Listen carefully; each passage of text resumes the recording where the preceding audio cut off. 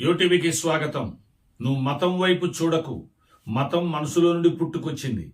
మార్గం వైపు చూడు, మోక్ష మార్గం వైపు. మోక్ష మార్గము ప్రవచనాలలో నుండి వచ్చింది. మతము మానవుడు తలంచి తలంచి తలంచి ఒక తనకు తోచింది చెప్పాడు. అది ఒక మతం అయిపోయింది. అది మానవుని యొక్క అభిమతమే మతముగా మారింది.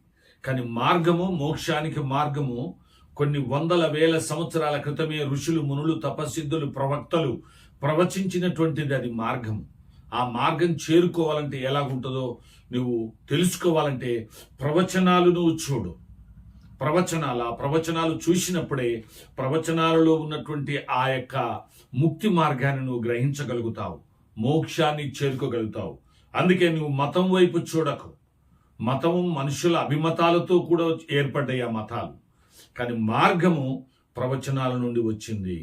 కాబట్టి అట్టి మోక్ష మార్గాన్ని కనుగొనాలంటే మత గ్రంథాలలో, పరిశుద్ధ ఆ గ్రంథాల, ఆధ్యాత్మిక గ్రంథాలలో ప్రవచనాలను గుర్తించు.